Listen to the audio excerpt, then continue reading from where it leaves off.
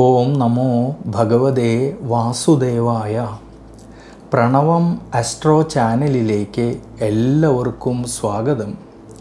ആദ്യമായിട്ടാണ് നമ്മുടെ വീഡിയോ കാണുന്നതെങ്കിൽ സബ്സ്ക്രൈബ് ചെയ്യുവാനും ഷെയർ ചെയ്യുവാനും മറക്കരുത്. കൂടാതെ ജാതക സംബന്ധമായിട്ടോ നക്ഷത്ര സംബന്ധമായിട്ടോ എന്തെങ്കിലും സംശയം തോന്നുന്ന പക്ഷം എൻ്റെ ഈ വാട്സപ്പ് നമ്പറിൽ ബന്ധപ്പെട്ടുള്ളൂ. ഞാനിവിടെ പറയുന്നത് 2026 വിഷുഫലത്തെക്കുറിച്ചാണ്.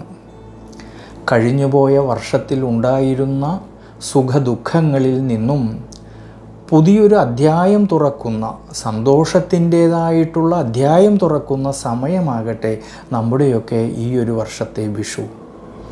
ഈ ഒരു വർഷക്കാലം നമ്മുടെ ദൈനംദിന ജീവിതത്തിൽ ശ്രേയസ്സും അഭിവൃദ്ധിയും സന്തോഷവും സമാധാനവും സർവേശ്വരകാരകനായിരിക്കുന്ന ജഗദീശ്വരനിൽ നിന്നും ഉണ്ടാകട്ടെ എന്ന് പ്രാർത്ഥിച്ചുകൊണ്ട് മേടം രാശി മുതൽ മീനം രാശിയിൽ ജനിച്ച ഓരോരോ രാശിക്കാർക്കും ഉണ്ടാകുന്ന ഗുണദോഷ ഫലങ്ങളെക്കുറിച്ചാണ് ഞാനിവിടെ പറയുന്നത്.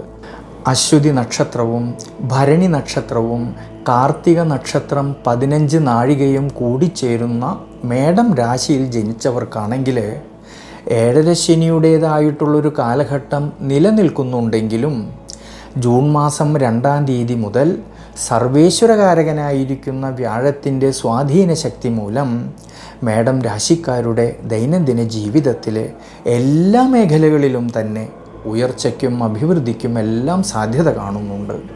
സ്വയമായിട്ടുള്ള പരിശ്രമത്താൽ നിരവധിയായിട്ടുള്ള നേട്ടങ്ങൾക്ക് സാധ്യത കാണുന്ന സമയം കൂടിയാണ്. പ്രത്യേകിച്ച് ഗൃഹസംബന്ധമായിട്ട് പൂർത്തീകരിക്കേണ്ട കാര്യങ്ങളെല്ലാം തന്നെ പൂർത്തീകരിക്കുവാനുള്ളതായ മനോബലം കിട്ടുന്നതായിട്ടൊരു സമയമാണ്. ഭൂമി വാങ്ങുവാനും വീട് മോടി പിടിപ്പിക്കുവാനും സാധിക്കുന്നതായിട്ടൊരു സമയമാണ്. ഇനി ഭാര്യാഭർത്തൃ ബന്ധങ്ങളിലാണെങ്കിലും സന്താനഭാവങ്ങളിലാണെങ്കിലും കുടുംബത്തിലാണെങ്കിലും കുടുംബജീവിതത്തിലെല്ലാം തന്നെ ഉയർച്ചയ്ക്കും അഭിവൃദ്ധിക്കും സാധ്യത കാണുന്നുണ്ട് മേടം രാശിക്കാർക്ക്. വിദ്യാർത്ഥികൾക്കാണെങ്കിൽ പഠന സംബന്ധമായിട്ട് വളരെയധികം നേട്ടങ്ങൾ ഉണ്ടാകുന്ന സമയമാണ്.